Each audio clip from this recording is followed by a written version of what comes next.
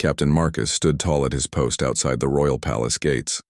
The morning sun cast long shadows across the cobblestone courtyard as he watched the busy street beyond. His uniform was perfectly pressed, his sword polished to a mirror shine, and his eyes constantly scanning for any sign of trouble. At 28 years old, Marcus had served the royal family for 6 years. He had earned his position through dedication, skill, and an unwavering sense of duty. The other guards respected him, and the royal family trusted him completely. Today felt like any other day, but Marcus had learned never to let his guard down. The street outside the palace was always busy in the morning. Merchants hurried past with their carts, office workers rushed to their jobs, and tourists stopped to take pictures of the magnificent palace. Marcus knew the rhythm of the street well. He could spot anything unusual from a mile away. Around 10 in the morning, Marcus noticed a young girl standing across the street. She looked to be about 8 or 9 years old, with long brown hair, tied back in a ponytail. She wore a simple blue dress and carried a small backpack. What caught Marcus's attention was not her appearance, but her behavior. While everyone else on the street was moving, talking, or taking pictures, this little girl was perfectly still. She stood behind a lamppost, partially hidden from view. Her eyes were fixed on something with intense concentration. Marcus followed her gaze and felt his stomach tighten. The girl was staring at a black van parked about 50 meters down the street. The van itself looked ordinary enough. It was clean, not too old, and appeared to be a standard delivery vehicle. But Marcus had been trained to notice details that others might miss. The van had been parked in the same spot for over 2 hours. That was unusual for such a busy street where parking was limited and expensive. More concerning was what Marcus could see through the van's tinted windows. There were at least 2 people inside, possibly 3. They had not gotten out since parking. They had not made any deliveries. They were just sitting there, and Marcus was certain they were watching the palace. The little girl continued to stare at the van with an expression that seemed far too serious for a child her age. She was not just looking at it casually. She was studying it, analyzing it, as if she understood something important about what she was seeing. Marcus felt his training kick in. Suspicious vehicles near the palace were always a concern. There had been several security threats over the past year, and the royal family's safety was his primary responsibility. But what made this situation even more unusual was the girl's obvious interest in the same vehicle. He decided to keep watching both the van and the girl. Experience had taught him that children often noticed things adults missed.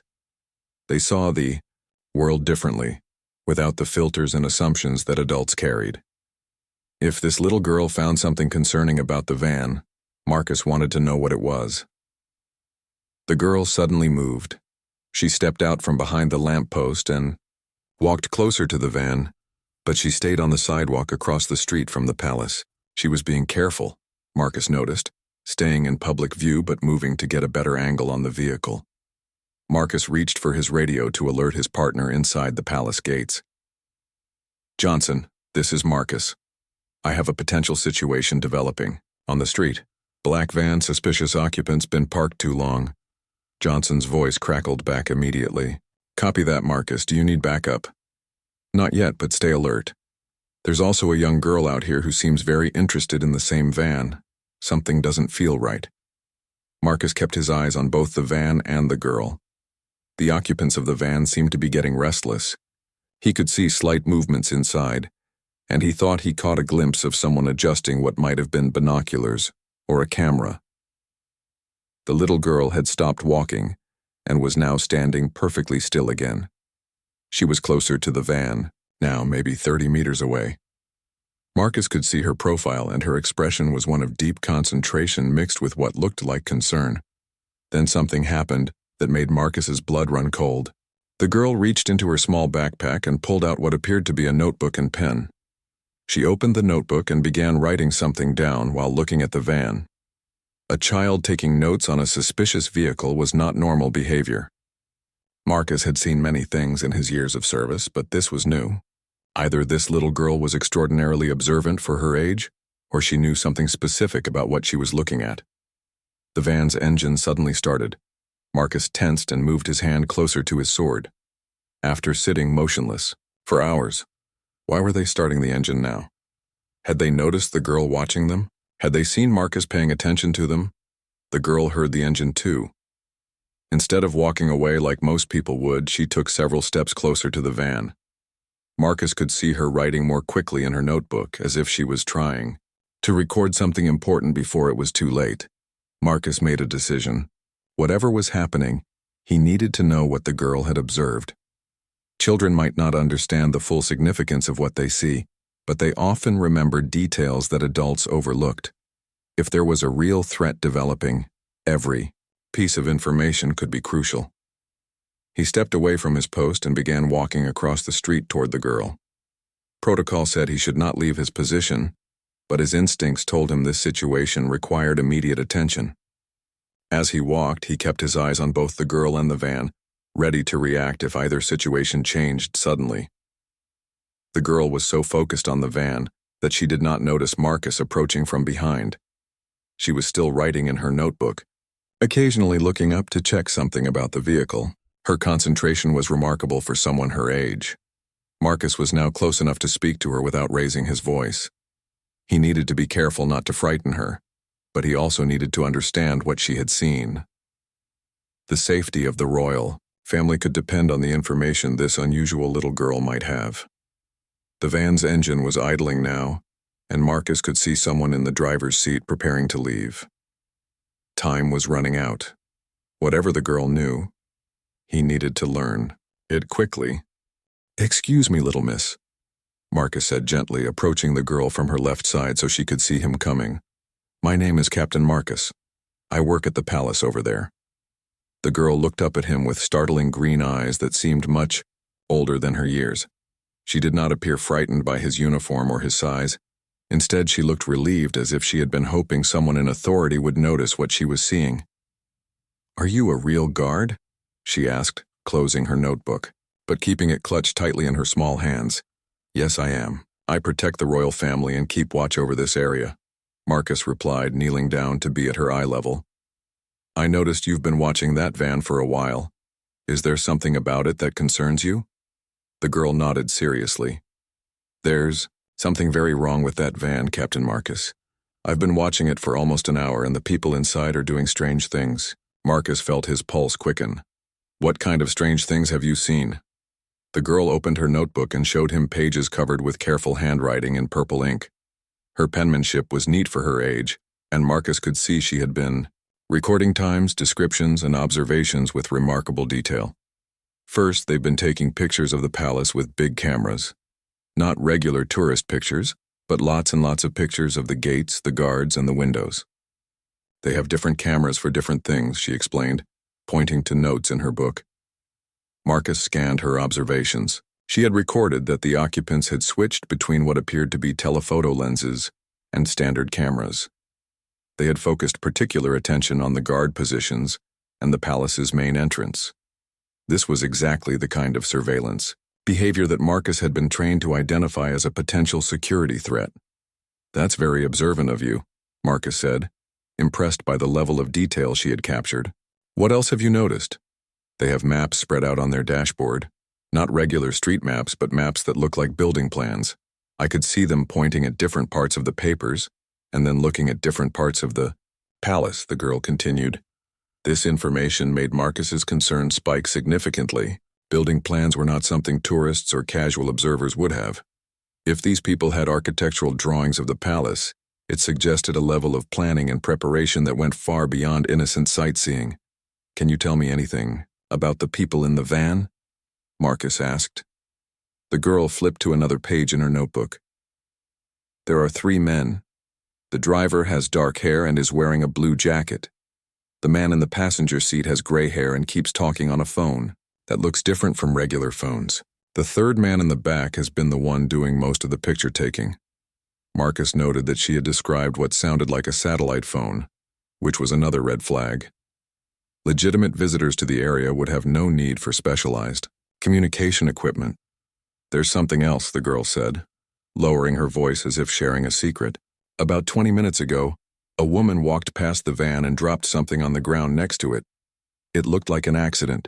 but the driver got out very quickly to pick it up. When he got back in the van, I saw him talking to the other men about whatever the woman had left. This detail sent alarm bells ringing in Marcus's mind. A coordinated drop of information or materials suggested that this was not just surveillance, but potentially an active operation with multiple participants. "Did you see what the woman looked like?" Marcus asked. She had red hair and a bun and was wearing a green coat. She walked toward the shopping district after she dropped the item. "But here's what's really strange," the girl said, looking directly into Marcus's eyes. "I've seen her before." "Where have you seen her?" Marcus asked, trying to keep his voice calm despite his growing concern. "She walked past the van exactly the same way yesterday at the same time. I was here yesterday too because my mom works at the flower shop down the street. I come here after school sometimes to wait for her. Yesterday, I thought it was weird that the woman dropped something and the van driver picked it up so quickly, like they were working together." Marcus realized that this little girl had unknowingly been conducting surveillance on what appeared to be a surveillance operation. Her daily presence in the area and natural curiosity had allowed her to observe patterns that a professional security team might have missed. "What's your name?" Marcus asked. "Emma," she replied. "Emma Rodriguez. My mom is Maria Rodriguez. She owns Rosa's flower shop." Marcus knew the shop. It was a small, family-owned business that had been serving the area for years. Maria Rodriguez was well known to the palace security team as a friendly, hard-working woman who often provided flowers for minor palace events. "Emma, you've done something very important by paying attention to these details. I need to ask you to do something for me now. I need you to walk back to your mother's shop and stay there. Can you do that?" Emma looked back at the van, which was still idling. "Are those bad men, Captain Marcus? Are they trying to hurt the people in the palace?" Marcus chose his words carefully. He did not want to frighten her, but he needed her to understand the seriousness of the situation. "I don't know yet, but what you've observed suggests they might be planning something they shouldn't. That's why I need to investigate further, and why I need you to go somewhere safe." "Will you catch them?" Emma asked. "We'll do everything we can to make sure everyone stays safe," Marcus assured her. "But right now the most helpful thing you can do is go to your mother and give her this message." He pulled out a small piece of paper and wrote quickly. "Tell her that Captain Marcus from the palace said to keep you in the shop for the rest of the day. Can you remember that?" Emma nodded solemnly. "Captain Marcus from the palace said to keep me in the shop for the rest of the day." She repeated it perfectly. "That's right. Now I need you to walk normally to the flower shop. Don't look back at the van and don't do anything that might make the people inside notice you more than they already have." Emma closed her notebook and put it back in her backpack. "Captain Marcus, should I give you my notebook? It has all my observations in it."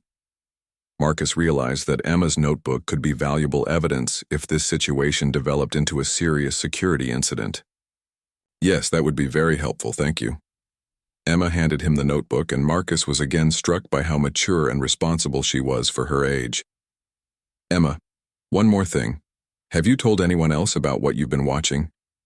"No, sir. I was going to tell my mom after school, but then I saw you looking at the van too, and I thought maybe I should tell you first since you're a palace guard." Marcus felt a surge of gratitude for this remarkable little girl's judgment. "You made exactly the right choice. Now go to your mother and remember this is between us for now." Emma nodded and began walking toward the flower shop. Marcus watched her go, making sure she reached safety before turning his attention back to the van. The situation had just become much more serious and he needed to act quickly. Marcus watched Emma disappear safely into Rosa's flower shop before turning his full attention to the black van. Armed with the information from Emma's notebook, he now saw the situation with new eyes. What had seemed like possible surveillance now appeared to be something much more organized and dangerous. He pressed his radio button. "Johnson, this is Marcus. I need immediate backup and I need you to contact Commander Hayes right now. We have a Code Yellow situation developing." Code Yellow meant potential threat requiring immediate assessment. It was not the highest alert level, but it was serious enough to trigger rapid response protocols. "Copy that, Marcus. Commander Hayes is en route to your position. ETA 3 minutes. What's the situation? Marcus quickly summarized what Emma had observed, emphasizing the building plans, specialized communication equipment, and coordinated drops. As he spoke, he kept his eyes locked on the van. Johnson, I also need you to run a check on a woman. Red hair, green coat, possibly connected to our suspects. And contact the flower shop owner, Maria Rodriguez. Her daughter provided crucial intelligence, and they may need protection. While waiting for backup, Marcus opened Emma's notebook and read through her observations more carefully. The level of detail was remarkable. She had noted the times when different cameras were used, described the approximate size and type of the maps or blueprints, and even recorded license plate numbers of other vehicles that had approached the van. One entry particularly caught his attention. Emma had written, 11:15 a.m. yesterday, van driver looked at building across from Palace, pointed at third-floor windows. Other men nodded and wrote notes. The building Emma was referring to housed several businesses, including a law firm, an accounting office, and a small hotel. If the van occupants were studying that building, they might be planning to use it as a vantage point or staging area. The van's engine was still running, and Marcus could see increased activity inside. The occupants seemed to be preparing for something. One man was folding papers, another was putting equipment into bags, and the driver was adjusting his mirrors as if preparing to leave. Marcus realized that the van occupants might have noticed Emma watching them, or they might have spotted him approaching her. Either way, their behavior suggested they were preparing to abandon their current position. If they drove away now, it might be much harder to identify them or prevent whatever they were planning. He made a difficult decision. Protocol said he should wait for backup, but the situation was evolving too quickly. If these people were planning an attack on the palace, letting them escape to reposition elsewhere could put the royal family in greater danger. Marcus began walking directly toward the van, his hand resting on his sword hilt. This was a calculated risk. If the occupants were truly dangerous, approaching alone could escalate the situation. But if they were simply engaged in surveillance, a direct confrontation might cause them to abandon their plans entirely. As he crossed the street, Marcus activated his radio's emergency beacon. This would alert all palace security personnel to his exact location and situation. Even if something went wrong, backup would know precisely where to find him. The van occupants had definitely noticed him now. Marcus could see them talking urgently to each other. The driver was gripping the steering wheel, ready to move quickly. The passenger was speaking rapidly into his satellite phone, presumably alerting others to the change in situation. Marcus approached the van from the front and slightly to the driver's side, positioning himself where all three occupants could see him clearly. He wanted to appear authoritative but not immediately threatening. His goal was to assess their intentions and, if possible, detain them for questioning. When he was about 10 feet from the van, Marcus raised his voice in a tone of official authority. "Excuse me, gentlemen. I'm Captain Marcus with Palace Security. I'd like to speak with you for a moment." The reaction was immediate and telling. Instead of responding like confused tourists or legitimate visitors might, all three men began moving with practiced efficiency. The passenger ended his phone call immediately and reached for something under his seat. The man in the back began stuffing papers and equipment into a large bag. The driver put the van in gear. This behavior confirmed Marcus's worst fears. These were not innocent observers. They were professionals who had been caught in the act of planning something against the palace.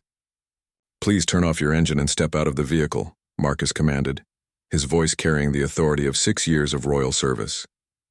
The driver responded by pressing the accelerator. The van lurched forward, heading directly toward Marcus. He had a split second to react. His training kicked in instantly. He dove to his right, rolling behind a parked car as the van sped past him. Marcus came up from his roll with his radio in hand. "Johnson suspects are mobile. Black van, license plate Emma 77 Delta Mike 9, heading east on Royal Boulevard. They just attempted to run me down. This is now Code Red." Code Red meant immediate threat to royal security.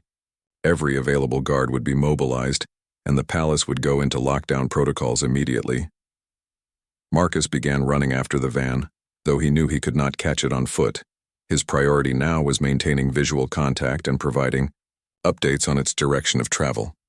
Other security units would need to intercept it before the occupants could escape or implement whatever plan they had been preparing. All units, this is command, came Commander Hayes's voice over the radio. Code red in effect. Black van with 3 male occupants is to be considered extremely dangerous. Do not approach alone. Coordinate interception with local police units. As Marcus ran, he could see the van taking a right turn toward the commercial district. This was concerning because that area had heavier pedestrian traffic. If the occupants were desperate enough to attempt running down a palace guard, they might not hesitate to endanger civilians in their escape attempt. Marcus's radio crackled again. Marcus, this is Johnson. Local police have been notified and are moving to establish roadblocks. Are you injured? Negative, I'm unharmed, but Johnson, we need to check that building Emma mentioned, the one across from the palace. If these people were planning an attack, they might have positioned additional operatives or equipment there. Copy that. Tactical team is being dispatched to sweep the building now. Marcus stopped running when the van disappeared from view around another corner. He was breathing hard, but his mind was racing with the implications of what had just happened. Emma's observations had revealed what appeared to be a serious threat to the royal family.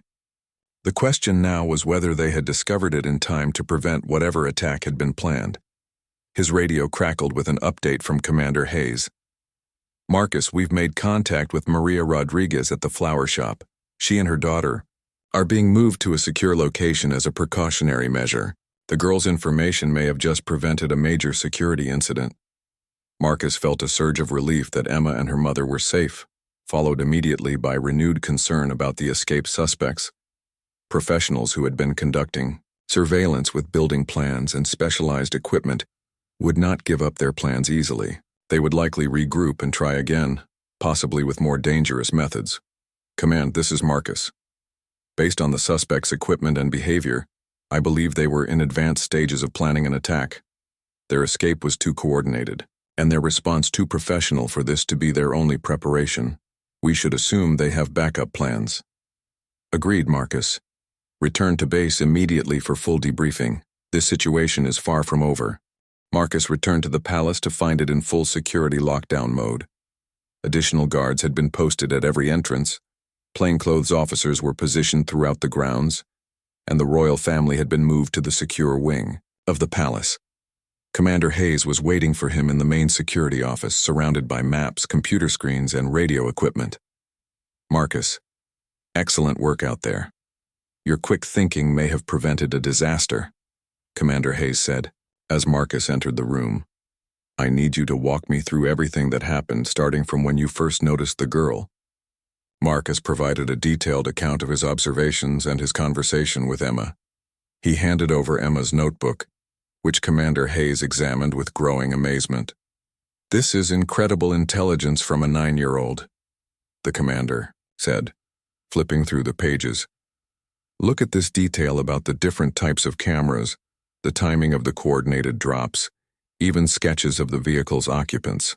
This girl has a natural talent for observation. Sir, what's the current status of the search for the van? Marcus asked. Commander Hayes gestured to a large map on the wall marked with colored pins. Police units established roadblocks within minutes, but the suspects were too experienced. They abandoned the van 6 blocks away in an underground parking garage. We found it empty except for some basic surveillance equipment they left behind in their hurry. Any leads on where they went after abandoning the vehicle? The parking garage's security cameras show them splitting up. 3 men, just as the girl described, each heading in different directions on foot. They clearly had an escape plan ready. But here's what's interesting. Commander Hayes pointed to several photographs on his desk. The equipment they left behind is highly sophisticated. Military-grade cameras, encrypted communication devices, and Marcus, look at this. The commander handed him a partially burned piece of paper that had been found in the van's ashtray. Despite the burn damage, Marcus could make out what appeared to be a detailed timeline with specific dates and times over the next several days. They weren't planning to act today, Marcus realized. This was just reconnaissance for something bigger. Exactly. Our analysis suggests they were gathering final intelligence for an operation planned for this weekend. The royal family is scheduled to host a public ceremony on Saturday for the dedication of the new children's hospital wing. Marcus felt his blood run cold. A public ceremony meant hundreds of civilians would be present, including many children and families. If these professionals were planning an attack during such an event, the potential casualties could be enormous. "Sir, have we learned anything from the building sweep across from the palace?" Commander Hayes's expression grew even more serious. "That's where this gets really concerning. The tactical team found evidence that someone had been using the third floor, office space that's supposed to be vacant. Fresh footprints, surveillance equipment mounting points on the windows, and most disturbing, small holes drilled through the wall that would provide perfect sight lines to the palace ceremony area." So Emma's observations about them studying that building were completely accurate. Not only accurate, but she may have identified their primary attack position. "Marcus, we need to consider the possibility that without this girl's observations, we would have walked into a completely prepared ambush on Saturday." The weight of what might have happened settled over Marcus. A coordinated attack from a prepared position during a public ceremony could have been catastrophic. Emma's curiosity and attention to detail had literally saved lives. "What's our security posture for Saturday's ceremony?" Marcus asked. "That's being completely revised as we speak. The ceremony will go forward because canceling it would give the attackers exactly what they want. But every aspect of security is being redesigned based on what we now know about their surveillance and preparation." Commander Hayes walked to the window overlooking the courtyard where Saturday's ceremony was planned. "Marcus, I'm putting you in charge of a special security detail. Your experience with this threat and your ability to think like these attackers makes you our best asset for preventing whatever they're planning next." "What about Emma and her mother? Are they still in protective custody?" "Yes, and they'll remain there through the weekend. These attackers know that someone observed them closely enough to alert security. They may try to eliminate that witness if they get the chance." Marcus nodded, understanding the gravity of the situation. Professional attackers who had been exposed would be desperate and dangerous. They might abandon their original plan in favor of something even more reckless. A young officer entered the room with a folder marked "Urgent." Commander Hayes opened it, and his expression immediately darkened. "What is it, sir?" Marcus asked. "Intelligence. Report from our contacts in international security. The 3 men from the van match descriptions of known operatives from a radical organization that specializes in high-profile attacks on government targets. They've been linked to incidents in 4 other countries over the past 2 years." Marcus felt his pulse quicken. "So this is definitely not a local threat. These are international terrorists." It gets worse. Their previous attacks have all followed the same pattern. Extended surveillance, identification of security weaknesses, and then coordinated strikes designed to maximize casualties and media attention. They specifically target events where children are present because it generates more fear and news coverage. The implications were staggering. The children's hospital dedication ceremony was exactly the type of target these terrorists preferred. Hundreds of families would be attending, including many sick children who would be celebrating the new medical facility. "Sir, what resources do we have available for Saturday?" "Everything we can possibly deploy without leaving other critical areas vulnerable. Local police, military specialists, intelligence operatives, and every palace guard who can be spared. But Marcus, here's the challenge. These terrorists now know we're aware of them. They'll change their approach, their timing, maybe even their target. Do we think they might try to attack before Saturday?" "It's possible. Desperate people make unpredictable choices. They might decide to strike quickly before we can strengthen our defenses further." As if summoned by their conversation, an alarm began sounding throughout the palace. It was not the general security alarm, but the specific tone that indicated an immediate threat to the royal family's safety. Marcus and Commander Hayes exchanged glances and immediately headed for the command center. As they ran through the corridors, Marcus's radio crackled with an urgent message. All units, this is perimeter control. We have suspicious activity at the south entrance. Individual matching description of one of our wanted suspects has been observed conducting reconnaissance of the rear palace grounds." Marcus's heart raced. The terrorists had not fled the area as everyone had assumed. At least one of them was still here, still planning, still preparing to attack. The game of cat and mouse was continuing and the stakes could not be higher. "Command to all units," came Commander Hayes's voice over the radio system. "Lockdown. All entrances immediately.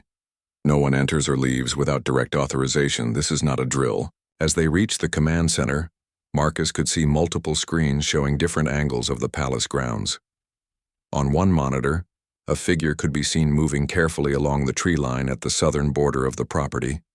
The image quality was not perfect, but the man's build and movement pattern matched Emma's description of the van's passenger. "He's back," Marcus said grimly, "and he's not running away. He's getting closer." The command center erupted into controlled chaos as security personnel tracked the suspect's movement through the palace grounds. Marcus watched the screens intently, noting that this individual was moving with purpose and knowledge of the area that suggested extensive prior surveillance. "He knows exactly where our camera blind spots are," Marcus observed, watching the figure disappear and reappear between different camera views. "This level of familiarity means they've been studying our security for weeks, maybe months." "Commander," Hayes was coordinating response teams through his headset. "Team Alpha, position yourselves at the south gate. Team Beta, establish a perimeter around the main building. No one gets close to the royal family's location." Marcus studied the suspect's route on the main display screen. "Sir, he's not trying to get inside the palace. Look at his movement pattern. He's staying in the outer gardens, moving systematically, from position to position." "What do you think he's doing?" "I think he's placing something. Surveillance devices, communication equipment, maybe even explosives for Saturday's ceremony. He's using the chaos from today's van incident as cover for final preparations." On the screen, they could see the suspect kneeling behind a large oak tree, his hands working quickly on something they could not see clearly. After about 30 seconds, he moved to another location and repeated the process. "That confirms it," Marcus said. "He's definitely placing devices of some kind. We need to intercept him before he can finish whatever he's setting up." Commander Hayes turned to Marcus. "I want you to lead Team Charlie in a direct approach. Your experience with these individuals today makes you best qualified to handle this encounter. But Marcus, remember that this man is desperate and probably armed." Marcus checked his equipment and selected 2 experienced guards to accompany him. As they prepared to leave the command center, his radio crackled with an update from the perimeter. Command, this is Team Alpha. We have eyes on the suspect. He's approximately 50 meters from the south wall, moving toward the area where Saturday's ceremony seating will be installed." This information sent a chill through Marcus. If the terrorist was placing explosives in the ceremony area, Saturday's event would become a death trap for hundreds of innocent people. "Team Charlie moving out," Marcus reported as his team headed for the south entrance. The palace gardens were eerily quiet as Marcus and his team moved through them. The usual sounds of gardeners working and tourists visiting had been replaced by the soft footsteps of security personnel and the distant hum of radio communications. Every shadow could conceal a threat, and every bush could hide an explosive device. Marcus led his team along a path that would bring them behind the suspect's last known position. His plan was to surround the individual and capture him alive if possible. A living suspect could provide intelligence about the full scope of the terrorist plot and the location of his partners. They moved in single file, communicating through hand signals to maintain silence. Marcus could feel his heart beating steadily as they closed in on their target. Years of training had prepared him for moments like this, but knowing that the safety of the royal family and hundreds of civilians depended on his actions made every step feel crucial. Through his earpiece, Marcus heard an update from the command center. "Team Charlie, suspect has moved to position near the main fountain. He appears to be working on something at the base of the structure." The fountain was the centerpiece of the area where Saturday's ceremony would take place. If explosives were placed there, the blast would affect the maximum number of people, including children who would naturally be drawn to the water feature. Marcus signaled for his team to spread out as they approached the fountain area. They needed to surround the suspect completely to prevent his escape, but they also needed to be careful not to trigger any devices he might have already placed. As they moved into position, Marcus caught his first clear glimpse of their target. The man matched Emma's description perfectly. Gray hair, medium build, and he was working with practiced efficiency on some kind of electronic device.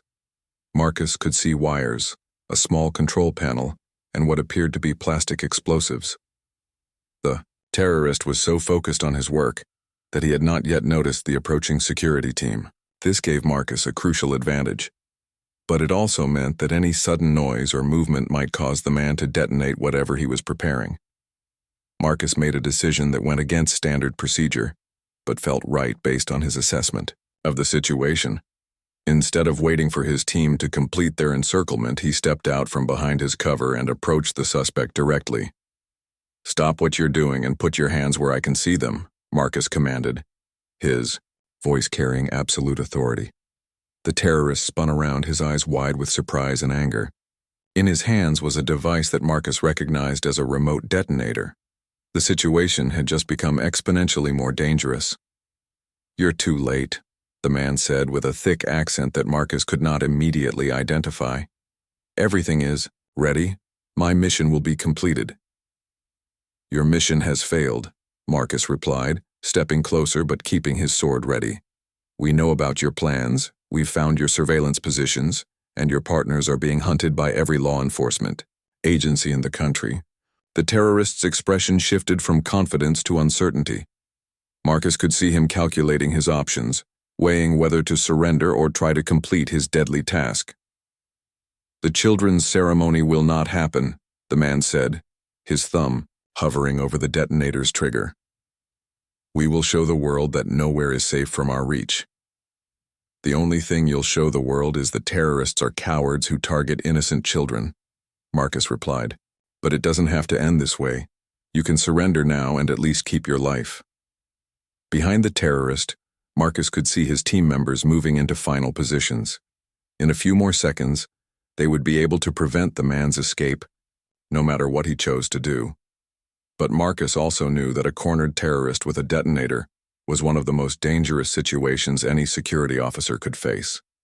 The man's eyes darted around the garden, clearly realizing that he was surrounded. His grip on the detonator tightened, and Marcus could see sweat beading on his forehead despite the cool afternoon air.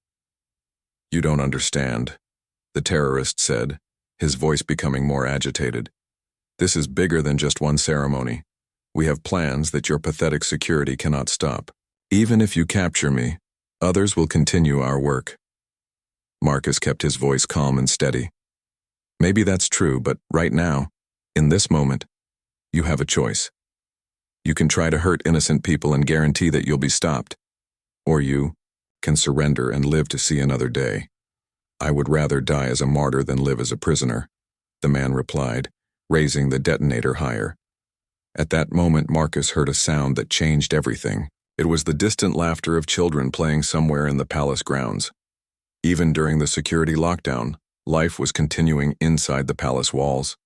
The sound seemed to remind everyone present of exactly what they were fighting to protect. The terrorist hesitated at the sound, and Marcus saw his opportunity.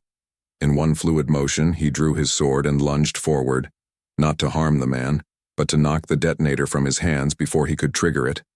The device flew through the air and landed in the fountain with a splash. Both Marcus and the terrorist dove after it, but Marcus was faster and stronger. He tackled the man before he could reach the water, and within seconds, his team members had surrounded them both. "Detonator is secure," one of the guards reported, over the radio. "Suspect is in custody." Marcus stood up, breathing heavily but unharmed. The terrorist was restrained and no longer posed an immediate threat. But as he looked around the garden, Marcus realized that their work was far from finished. The man had been placing devices throughout the area, and each one needed to be carefully examined and disarmed. "Command, this is Team Charlie," Marcus reported. "Primary suspect is in custody, but we have multiple suspicious devices placed throughout the ceremony area. We need the bomb disposal team immediately." As they waited for the specialist to arrive, Marcus looked down at the captured terrorist. The man's expression was no longer one of fanatical determination but of defeat and resignation. Whatever larger plan he and his partners had been working on had been disrupted, at least for now. "You may have stopped me today," the man said, quietly, "but you cannot protect everyone everywhere all the time. We are patient and we will find another way." Marcus knelt down beside him. "Maybe you're right that we can't protect everyone everywhere. But we don't have to. All we have to do is protect the people we're responsible for, one threat at a time. And today, because a brave little girl was paying attention to something that seemed wrong, we were able to protect a lot of innocent people." The terrorist looked confused. "A little girl?" "Emma Rodriguez, 9 years old, loves to take notes and has a better eye for spotting suspicious behavior than most trained security officers. She's the reason your carefully planned operation fell apart." For the first time since his capture, the terrorist looked genuinely surprised. The idea that his professional surveillance and preparation had been undone by a curious child seemed. 3 hours later, Marcus stood in the palace's main briefing room as Commander Hayes addressed the full security team. The bomb disposal unit had successfully located and disarmed 6 explosive devices that had been placed throughout the ceremony area. Each device had been sophisticated enough to cause significant casualties if detonated during Saturday's event. Thanks to the intelligence provided by young Emma Rodriguez and the quick actions of Captain Marcus and his team, we have prevented what could have been one of the most devastating attacks on royal soil in decades, Commander Hayes announced to the assembled officers. Marcus felt a mixture of relief and continued concern. While they had captured one terrorist and found his explosives, 2 other operatives were still at large. The investigation was far from over. "Sir, what's the status of the search for the remaining suspects?" Marcus asked. "International intelligence agencies have been alerted, and we're working with local police to track down the other 2 men from the van. However, I have some good news to share." Commander Hayes gestured to a large screen that displayed airport security footage. Border security identified and detained both remaining suspects as they attempted to flee the country this afternoon. Apparently, they assumed their partner had been successful in his mission and were trying to escape before authorities could track them down. The room erupted in relieved murmurs. Marcus felt a weight lift from his shoulders knowing that all 3 terrorists were now in custody. "What about Saturday's ceremony?" asked one of the other guards. "The ceremony will proceed as scheduled," Commander Hayes replied. "However, security measures will be the most comprehensive we've ever implemented for a public event. Every inch of the grounds has been reswept, additional personnel will be deployed, and we'll have backup systems for every aspect of crowd control and emergency response." Marcus raised his hand. "Commander, I'd like to make a request regarding the ceremony." "What is it, Captain?" "I think Emma Rodriguez and her mother should be invited as special guests. That little girl's observations and courage prevented a tragedy. She deserves to see the children's hospital dedication that she helped make safe." Commander Hayes smiled. "I was hoping you'd suggest that, Marcus. The royal family has already requested to meet Emma personally. They want to thank her for her service to the crown." The idea of Emma meeting the royal family filled Marcus with pride. In his 6 years of service, he had never encountered a civilian who had contributed so significantly to palace security. Over the next 2 days, Marcus worked tirelessly with his team to prepare for Saturday's ceremony. Every detail was checked and double-checked. Additional security personnel were brought in from other locations, and the entire event area was reconstructed with safety as the primary concern. Saturday morning arrived bright and clear. Marcus stood at his usual post near the palace gates, but today the area looked completely different. Hundreds of families had gathered for the children's hospital dedication, and the atmosphere was one of celebration and hope. Marcus spotted Emma and her mother arriving with a special escort. Emma was wearing a pretty yellow dress and carrying a small bouquet of flowers from her mother's shop. When she saw Marcus, her face lit up with recognition and excitement. "Captain Marcus," she called out, running toward him with her mother following behind. "Hello, Emma," Marcus said, kneeling down to her level. "You look very nice today. Are you excited to meet the royal family?" "I'm a little nervous," Emma admitted. "But my mom Says they're very nice people who care about children and want to thank me for helping. Maria Rodriguez approached and shook Marcus's hand warmly. Captain, I cannot thank you enough for keeping my daughter safe and for recognizing how important her observations were. Mrs. Rodriguez, your daughter is remarkable. Her attention to detail and courage helped save many lives. You should be very proud of her. As the ceremony began, Marcus watched from his security position as Emma was introduced to the royal family. The young princess, who was only a few years older than Emma, immediately took her hand and began showing her around the ceremony area. The dedication proceeded without incident. The new children's hospital wing was officially opened, speeches were made about hope and healing, and dozens of young patients who would benefit from the new facility were introduced to the crowd. During the ceremony, Marcus's radio crackled with regular security updates. All positions report clear. Perimeter secure. No suspicious activity detected. Each update reinforced that their preparations had been successful. As the ceremony concluded and families began to disperse, Emma approached Marcus one final time.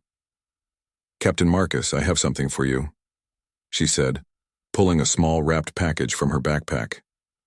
Marcus opened it to find a hand-drawn picture of him in his palace guard uniform, standing protectively in front of the palace gates. At the bottom, Emma had written in her careful handwriting, "Thank you for keeping everyone safe." Emma, this is beautiful. I'll treasure it always, Marcus said, genuinely moved by the thoughtful gift. Captain Marcus, can I ask you something?